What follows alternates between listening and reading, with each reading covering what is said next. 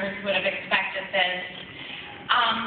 I tell everyone the story. I started with Geisinger almost 5 years ago and read on their info web that people had been nominated for this and realized what a special occasion it was and thought, that'll never be me. But it turns out it is, and I'm very humbled, and all I can say is I love my job and I love taking care of children and wouldn't change it for the world. I'd also like to make a special thank you to Janice Stiver.